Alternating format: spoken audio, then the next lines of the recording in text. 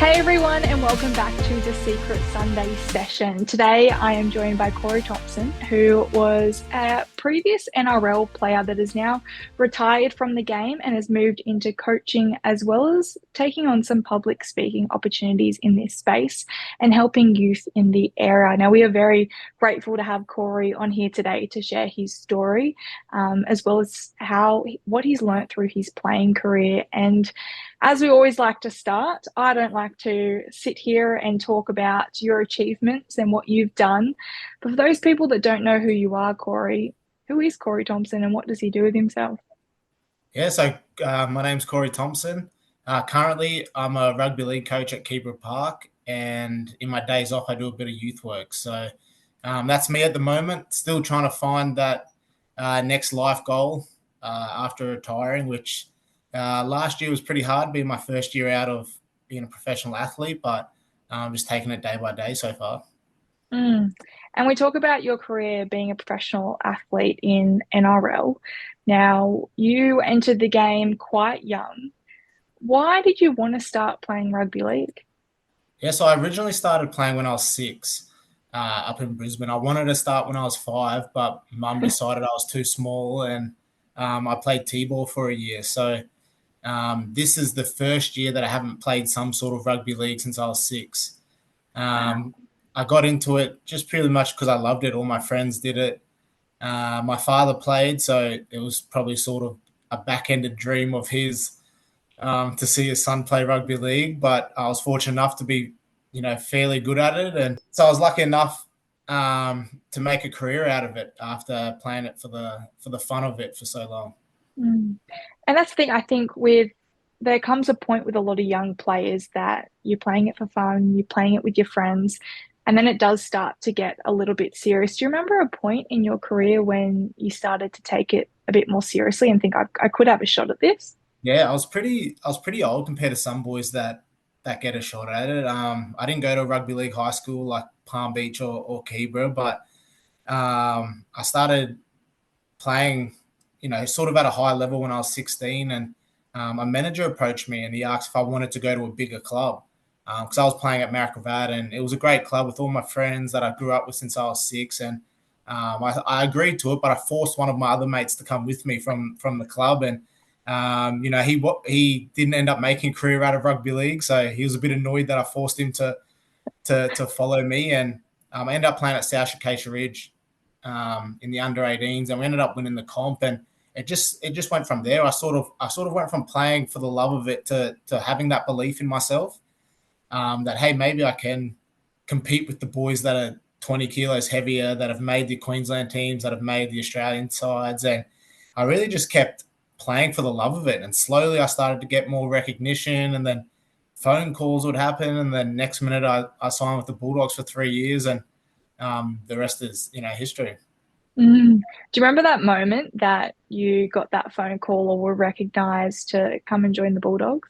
Yeah, I remember I was playing at East, and I've had a really good year at East Tigers. Well, they're now Brisbane Tigers in the Queensland Cup, and they rewarded me by sending me down to Melbourne to do a preseason with the NRL team, which was, I was terrified. I was, training with Billy Slater and Cameron Smith and all them, and I ended up getting sent back to the Queensland Cup side because their salary cap was full. And I played 2 years, and then my manager called and he goes, "Oh, the Bulldogs want to meet you." So I flew down to Sydney on Saturday, met with the Bulldogs, and then I moved to Sydney on Tuesday. I'd never been to Sydney before in my life, so I flew back to Queensland on Saturday, then drove back to Sydney on Tuesday morning to begin my career. And Mm. yeah, I spent 10 years. Wow, were you terrified at all, especially moving to a Yeah, big so city? I got put in, like they call them, like Bulldogs houses. So just 5 young boys that have moved from interstate.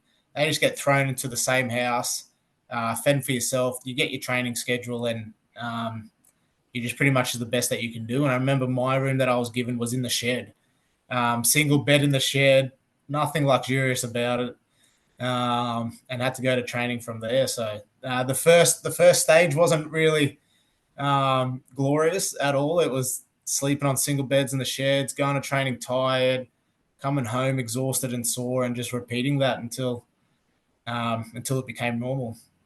Wow. At any stage, did you just want to give up and just go, I just want to No, go no, home? never. Like I said, I always played for the love of it, and now that the love of it got me the chance to do it for a career. Mm, So I've really embraced the hard work and the ups and downs and the setbacks and whatnot. I sort of thrived in that environment purely because I never lived it growing up as a kid. I didn't make rep teams. I didn't go to a rugby league school, so all that was new to me. And I was given an opportunity, and I just told myself I was never going to let go of it. mm. And I mean, you would have had to grow up quite quickly. I mean, moving, as I said, interstate and then into a house and then a single bed by yourself, having to look after yourself and turn up in the best state that you can be at still quite a young age. How do you manage that and take responsibility of your life when you are so young? Yeah. So my diet at the house wasn't the best. It Mm, would be noodles, soft drink. Because I came from living with my parents straight down to living by myself. And I was lucky enough that we got fed at training. So we mm, got fed a healthy lunch. All the nutritionist was there, the proteins and everything. It was just before I got there and when I got home is when I struggled the most with my diet. So home would be, for dinner would be 2 minute noodles and whatever stuff that would be, and most of the time I'd just skip breakfast and just go straight to training. So I think I was lucky enough with the struggle that my laziness helped me. um, so I got away with a bit with the preparation and living away from home. your laziness helped you in other areas that gave you the motivation to turn up to training at least. Yeah, yeah. So all my focus was in training, and I couldn't be bothered to make sure that I had a dinner. As long as I went to sleep with something in my belly, then I knew I'd be all right for the next day. Mm. Do you think that messaging has changed now, though? Because we now look at the way that they are trying to help players in terms of their health and their nutrition and their sleep. Do you think that is now changed in the sense that players are more educated and are being looked after probably a bit more? Yeah, definitely. And I think being as I got older, I got more aware of it.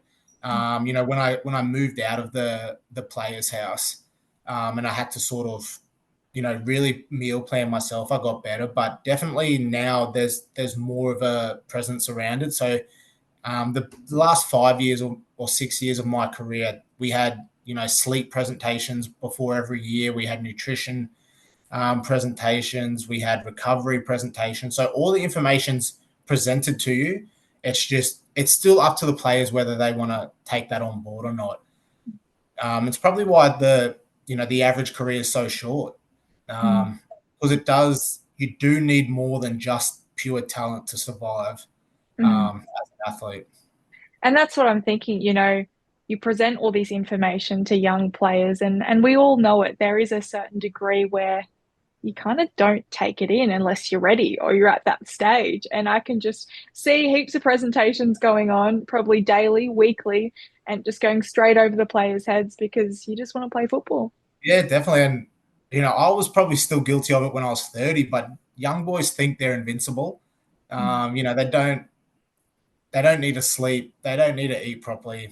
Why do I need to do that when I'm an elite? With the boys think, when I'm only here because of football. Why does all that help me? And you see the boys that have such a long career, they're invested into the recovery, the sleep, the nutrition, the mental work, the visualization. They're the boys that have such long careers because they invest more than just their talent. They when they're away from training, they also continue to do the work. mm. And we did mention that a lot of the time in the NRL, sometimes the careers are quite short-lived. And I believe that can take a toll on players as well. As you said, you started playing when you were 6 years old. You've devoted your whole life to rugby league and then to just have that stop. How did that play on not only yourself, but your mental health coming away and trying to figure out, well, who am I without this sport that I've been Yeah. identified as? And I was a lucky one. I got to play for 10 years 180 games between here and England, and I retired on my own terms. I never had any serious injuries. The worst I got were both my ankles have wires through them, and I got like a metal plate in my hand. And I was lucky enough that I never did any major knee ligaments or anything like that. And it still hit me so hard the day that I called it quits. And people ask why, and I always say, like, imagine if you had, like, when you were younger and you wanted to achieve something in life, and then by the time you were 30, that life goal's accomplished. And then what other life goal? You have to figure out a whole new life goal. And it was hard last year because I would go days where I'd feel good, then days where I'd feel like I wasn't accomplishing anything, or I didn't have that same high that I was usually felt, because when you live your life goal, every day's a high.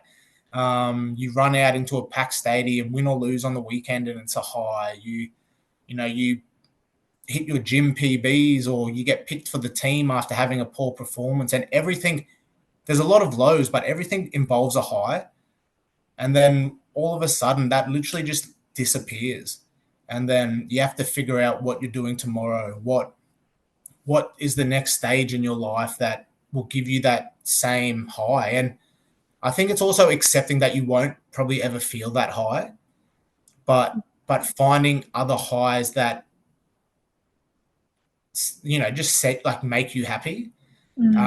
Something that I struggled with was accepting that I'm no longer that person.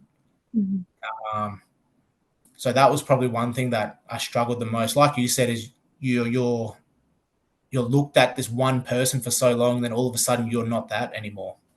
And that's for me, it's almost like you have to rediscover yourself and who you are and what you like and what you don't Yeah, like. And that can be scary when you are no longer a teenager and you have that freedom almost to experiment and do whatever you want. It's now there's more pressures because you are that little bit older. And I think coming out of that, a lot of players I know that I've even spoken to do feel a disconnect with who they are and their identity. And I mean, looking at that and where you're at now, have you found that you have found that place where you've found other highs in your life, or are you still working on it?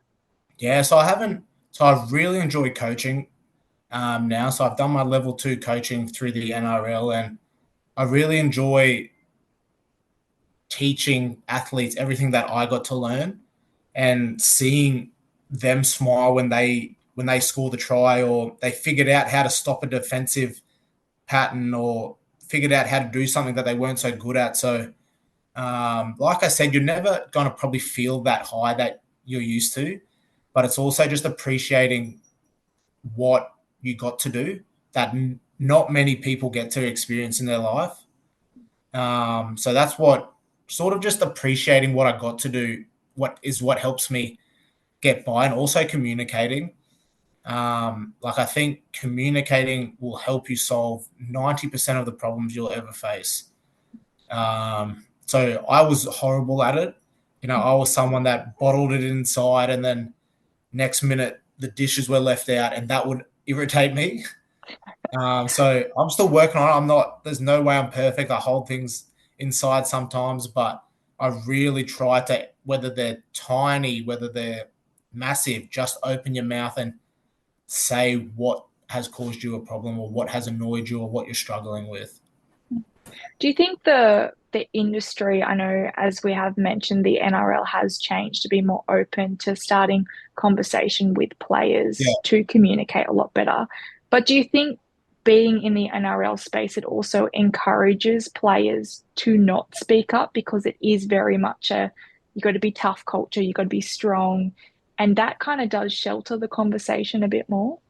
Yeah, definitely. And, I know if the boys want to get picked for that next week, they're not going to say anything. So I think I can't speak for every club because I've only been at 3, but I definitely know boys that, they might be struggling mentally, physically, and the boys that are always up and down the team in 1 week, out 1 week, that they won't say a word because they want to play that week. And they're probably scared if they say, hey, coach, I'm struggling a bit mentally. Then he'll just say, or have the week off. But they're scared if they have the week off, they'll never get the chance to come back in. So I think there's plenty of those types of players that the ins and outs that they don't want to speak that they're struggling, because if they don't get picked, and that they may never get another shot. And from a coach's perspective, how do you take on if a player comes to you and says that they are mentally struggling? Will you sit them out for a week and potentially not look at them again? I definitely wouldn't. But I really hope that no coaches would do that. But what I meant before, if they get sat out and the person that replaced them plays really well, then they're not missing out because they're struggling. They're missing out because the person that got the shot played extremely well. So they're terrified to give someone else the opportunity in case they excel. Then they may not get in. But I really hope that no coaches would ever just drop someone because they were struggling mentally. I think that would be very bad. And I guess then, how does a player combat that? How do they be able to openly communicate how they're feeling whilst not also just hiding it because they really want to Yeah. play? Well, at each club there's well-being officers, and they have to keep the conversations private between them and players. So I think a lot of players need to utilize that, and also try and figure out why you're unhappy. You may be having problems with your partner, or you may be having problems with the house you own or the house you rent or the study you're doing. And I think it's up to the club to find out why that player is struggling mentally, and then take that away or change it so they can start feeling a bit better. And during your career, did you come across anything that really impacted your mental health? Yeah, so when I was younger, so I signed with the Bulldogs. My first year, I didn't play much. My second year, I played every game, and we made the grand final. So I was on the highest of highs. Hi. And then the next year, for whatever reason, they bought more players that played my position. And then I was back to in and out of the team. And then at the end of the year, they told me that, sorry, mate, we're not going to re-sign you. And I went from, believing that I was going really well, to confused of why, like, I wasn't getting re-signed. And I ended up having to move to England for 2 years. So I moved to England for 2 years to play rugby league, and I struggled massively over there. The weather's horrible. And I was so far away from home. I didn't know anyone in the team. And the first year, I got by because everything was new, and, I got to wear a jumper for 80% of the year instead of sweating like we do on the Gold Coast. And I got to see snow for the first time. And I was still young. I was only 25, and I really wanted to prove myself in the NRL. I didn't want this to be sort of the end of me. And what I loved doing then, as I love doing now, is I love proving people wrong. So, the people that didn't believe in me, that sent me to England because they didn't think I was good enough. Like, I love proving people wrong. So when I left to go to England, I'd only played 33 NRL games. And then I signed with the West Tigers and moved back to Australia, and I retired on 122. Wow. So the fire, it's probably not a healthy way to live, proving people wrong, but it was a fire inside of me during my professional career that I loved proving people wrong, and showing them each day that I belonged where I was. And it sort of not shielded my mental struggle, but made me use it as energy. Instead of taking the poor me approach, and struggling. I know that's probably a bad choice of words for mental health, but instead of taking the sad approach, I would really use it as fuel to say, no, stuff you. Like, you won't make me feel this way. I'm going to show you that I deserve to be here. And it really helped me throughout my whole career. It did get tiring. Like, it's not it's not very economical having that having that um, attitude, but it's something that I really loved during my playing career. Mm.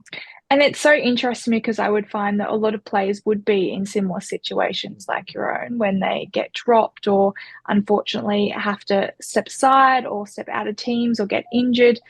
How, I know you said it was part of your personality, but how do players find motivation to keep going, even if it is just to prove a point, not only to other people, but to themselves?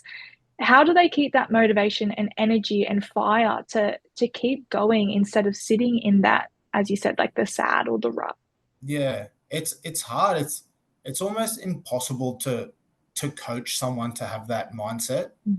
Um, like it's really hard, even at the school level.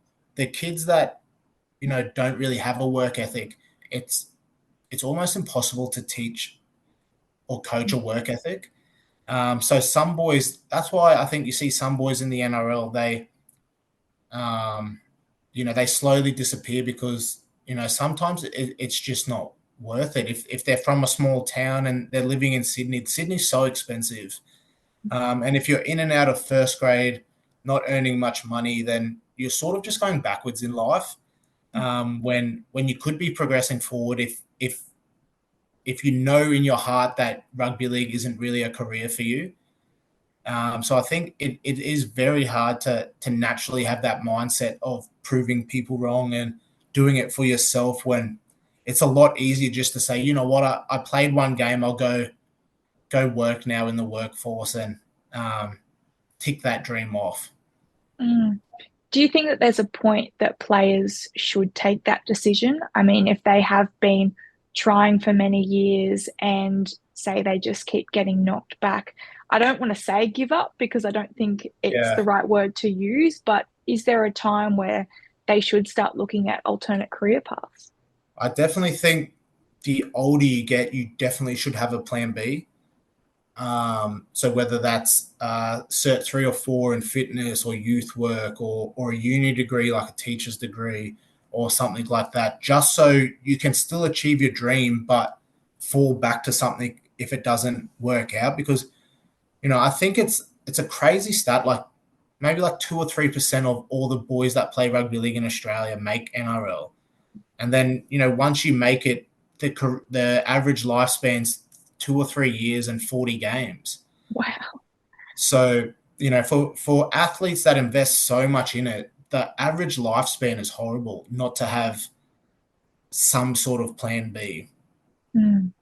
And when you were in it, we see today a lot of pressure on players and a lot of media exposure, positive and negative. Yeah, But somehow negative always seems to just take the limelight, which is bound to happen. Did you find the pressure at all to live up to the standards of the media and even the fans? yeah. I sort of enjoyed, like, after a poor game, I would have random men message me on Instagram and tell me how shit I was, and tell me how much I wrecked their multi, and told me like how I should never play football again, and how much I Wow. suck, and I sort of laughed at it. Mm. Um, like I was never one of those boys that were the Australian fullback or the high profile boys on big money, because the vultures in the fans, they come after you if you earn big money, if you don't produce the goods. So I really feel sorry for the boys that you're not going to say no to a big contract. Like anyone in Australia will sign that straight away. So Yeah. like it's not the boys' fault that they got offered that money. Mm. And then for the fans to just constantly heckle them that they're not performing, I really do feel sorry for those boys. But no majority of them don't care. But some boys struggle, really bad, because it's just constant backlash. After the game, you look at your phone and you've got 30, 40 notifications from random people you don't even know that are just abusing you. So some boys struggle. Myself, I didn't really care. I laughed at them because at the end of the day, I was living my dream while like they sort of weren't. So it Mm. didn't bother me in any way. Like I just laughed and got on with it. And I was angry at myself for playing poorly. Like I don't need some random dude to message me on Instagram.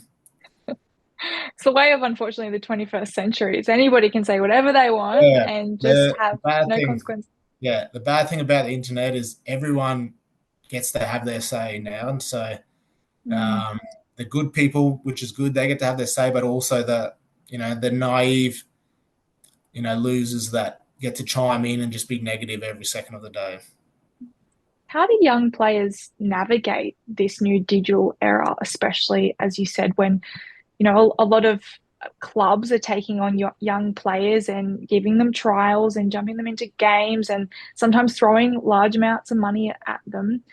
How do you navigate that negativity and be able to switch off and disconnect as a Yes. young player? Um, it's hard if you're not naturally good at disconnecting. We have seminars every year about social media and bullying, and they teach us not to go back at the people. Mm. So they teach us that, and also just utilizing, like we said before, like talking, communicating if this person's a problem. Because if you save the messages that people are sending you, the club sends them to the police, and then the police track them down and get them for online bullying. So there are protocols that the boys can follow. If they speak up, they can send the screenshot straight to the club, and then the club inform the police. So it's all about just letting the young boys know what to expect. It's not, even though you're living, your life goal, it's not all sunshine and rainbows. There are some bad sides to living it. There's plenty of perks, but there are a couple of negatives that come along with it. And do you think, with that, even in the space that you are in now with coaching, that the game has changed a lot and it is affecting players differently to maybe how you were growing up? Yeah, I feel like, well, being at Keeper, we had 15 of our top 30 go into an NRL system last year, and um, I feel like the love of the game isn't really there. It's the pressure of making it Mm. that that is so young these days. Like I remember when I was 18 years old, I was playing for the love of it. And some of these boys that are 18, if they don't have an NRL deal, they feel like they failed Mm. or they haven't made it. And I still have to remind them daily that you don't have to make it. Like at 18 years old, I know you see your teammate walking around with their NRL bag on, and they're telling you how good it is, and you don't have that, and you feel like you aren't there. But just reminding them daily that you definitely should not give up. And I like to use examples. I was 22 when I debuted, which is, for rugby league players that isn't young. One of the boys I grew up with, he debuted when he was 25, and he went on to play State of Origin and Indigenous All Stars. So I like to use examples of boys that are currently playing, so that they have someone to look up to. Not everyone is that next 17-year-old sensation that gets big dollars. So if I can use examples of boys that aren't that person, then they sort of have someone to look up to, or know they can just research that player's path and realize that it's okay not to be there right now. Mm. And comparison is such a hard thing in the world that we're living in today. As you said, the simple Definitely, yeah. things of someone turning up to training with their gear on or scrolling through social media and another young all-star has made it.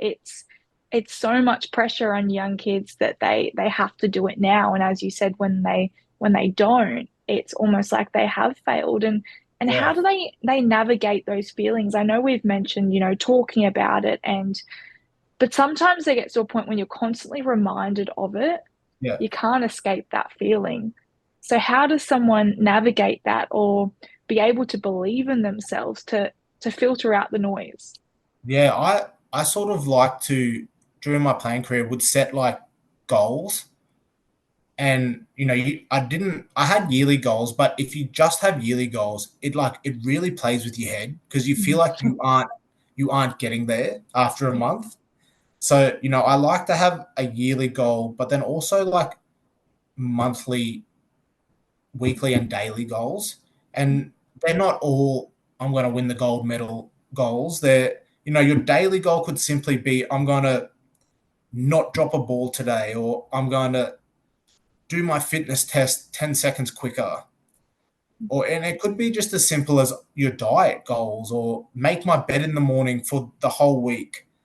And if you do that for 7 days, making your bed, you feel that accomplishment on Sunday, and sort of just making you, and your bigger goal may be, I want to make a Queensland Cup training team in a year. And then what do you have to do monthly, weekly, daily to achieve that goal? And, if you eat like a slob for a year, are you going to get that training gig? You're probably not. So just like teaching the young boys to make goals daily, monthly, weekly, yearly, whatever it is, so that they have something that they can tick off that is short term, that lead to their big goal. And goals, you can't compare your goals to others, because no one else knows them except for you. So that's a great way of teaching young people how to stay on course and not get so sidetracked and comparing themselves to others.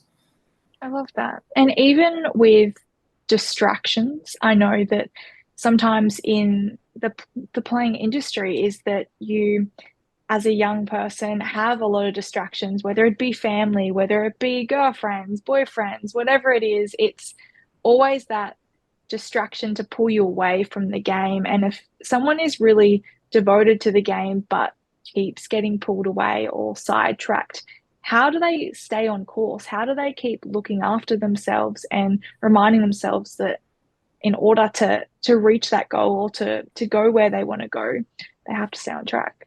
Definitely. And a lot of people don't realize how much you have to sacrifice. So, say if you're from Brisbane, there's only one team in Brisbane, or two now. So, there's a great chance you're going to have to leave all your friends and family to go, achieve your dream. And then once you get there, are you going to go party with the older boys that have been playing for 8 years, that know what it takes, or are you going to say no and stay home because you need to prepare? Are you going to eat right? Are you going to, stay away? Because there are people that want to bring you down, that want to utilize your name for their own benefits. So there's plenty of things that you have to sacrifice and be careful of. And I think it's just, there's always the party animals in the team that are always up for a good time, but it's finding those boys that are on the same path as you to hang out with, to take inspiration from, just until you find your feet, or you're a bit more established, or you're a bit more older and smarter, so you can go out and not get into trouble when it's time to go home. So we always got told nothing good ever happens after midnight. So if you're out and about with the boys, at 11:30, 11:45, it's time to go home. I love that. I think that should be applied to everyone. And then looking at your career, is there anything that you would change? Um, I would have loved to debut earlier, Mm. but in saying that, I got to have a 10-year career instead of the average 4. I played 180 first grade games instead of 40. So, I wouldn't change anything about it. I left without any serious injuries. I can still play football. I can still play touch, socially on a weeknight.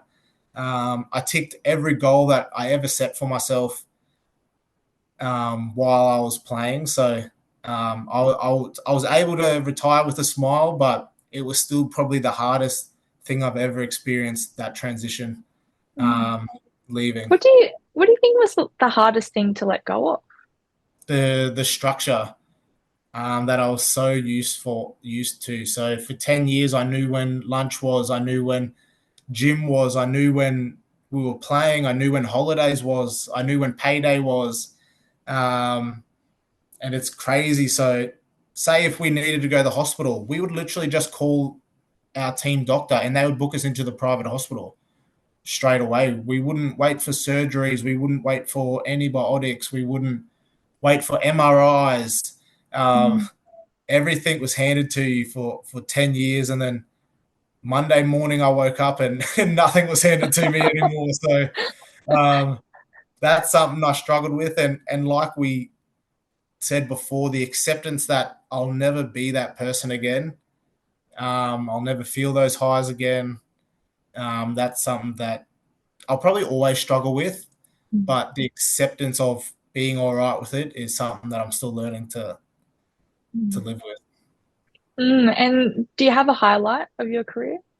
So I played for the Indigenous All Stars and got to represent that side of the family and playing in the NRL Grand Final in 2014. So those were my two highlights, and then also getting to my 100th NRL game is something special. How do you explain? I know we've mentioned that a lot of these are highs and it's an ongoing high, even though there's lows in there. But those moments must have been out of this world. How do you explain those feelings to people that have never been in those situations? Yeah, it's crazy. I remember the grand final. You're not allowed to warm up on the field, so we got the bus in through Belmore from Belmore into ANZ Stadium, and when you're in the sheds, you just go straight down the tunnel from the side street. So you see some fans walking in. We got there early. You don't know anyone's there, and we went out while there was the first game on, and the crowd was all scattered. But you can see people sitting at the very top row, so you know there's going to be a fair few people here. Went back inside, couldn't warm up outside, and then they told us it's time to run on. And then when we ran on, all the fire went up, and there's 90,000 people there, and it just sends goosebumps to you. Everything is terrifying in that game. Trying to catch a ball and half the crowd's booing you and taking hit ups and whatnot. And so that was something that it like sends hair, standing Mm. up on the back of your neck. It's something that not many people get to experience, and I'm very lucky I got to. I always wonder when I watch a game, do you actually hear the crowd? So the crowds, like, you don't really look past the first 10 rows of the stand unless you like look up like that. You don't really see anyone. So anyone past the 10th row is sort of out of your eyesight, Mm. and you don't when you're in the game, you don't really hear anyone. Like, I'm sure fans are abusing people and whatnot, but everyone playing is so loud. Like, both sides are screaming and talking to each other about what's coming and what they need to do, that you sort of just forget anyone's even there. And then, you watch the game back on TV and you're like, fuck, there was heaps of people there. I didn't even notice or really acknowledge how many people were there. I love that. Yeah, because I'm often watching it and obviously the camera zones out and looks at people yelling and throwing stuff. And I'm like, Yeah. do players even register that anything's Nah, so happening? you don't really see a thing because it's such a non-stop game that you don't really have time Mm. to look around and appreciate, how many Mm. people came to watch your team play. I love that. And now, lastly, what are what are the messages that you'd like to send to young aspiring players that might be in the industry of rugby league, jumping in and out of the game, don't know if they're going to make it, but just keeping at it? What would be your message to them? Do not give up and work harder than the person next to you. Love that. Do you think you did that during your career? Definitely. I Yeah, so there were plenty of boys that were more talented, but I made sure that I may not have won the game, but I was definitely going to walk off the field knowing that I worked harder than you did. Mm, And that takes no skill. So mm, the world's worst football player can put in effort. So that's that's something that I like to tell the boys at Keyworth. mm. And then what would you say would be your biggest life lesson at this stage? Oh, um, that's a good one. My Put life you on the lesson. spot. My life lesson maybe That's fine. I feel like it's to be continued. to appreciate the small things Mm, and not get so caught up in the big things that life can provide, and appreciate the small things that are right in front of you. mm. That's amazing. And I think that is something that we all should take on really. And it, as you said, even those small goals, being able to really focus on them and implement them and find a reward and achievement when you do accomplish Definitely. those And things. the small goals turn into habits. And then Mm, you don't need to create goals for the habits that you have. So then it mm, gives you more time to create other goals. mm. It is amazing once you put in a little bit of effort and a little bit of work, how Yes. far you can progress and grow in life. Yes. I It's love easier that. said Thank than done. you. Oh, it absolutely is. But I think that if you have the motivation and if you just turn up, I feel like Yeah. before you know it, you one day just look back and reflect and be like, look at where I started. Yeah, definitely. Well, thank you so much, Corey, for jumping on today and sharing a little bit about your story and your career and what has led you to where you are today. And good luck on the journey ahead in discovering that new person, that new version of yourself without rugby league fully in your corner. Yeah. I'm sure you'll find many more highs that are yet to be discovered. But yeah, I think we're all on that path of just learning every day who we want to be and what version we want to turn up as, which is a life journey, not just something Yeah. that happens overnight. It's never ending. Well, thank you so much for joining us. And where can people find you if they want to follow your journey or see what you're doing next? Yeah, definitely. So I've got Instagram. It's Corey_Thompson15. So that's the username. Mm, So jump on and follow if you want to see the progression of an ex athlete that's finding his way in life. I love that. Thank you so much. And thank you as well to everyone else out there for joining us for another Secret Sunday session. We'll catch you all again next time.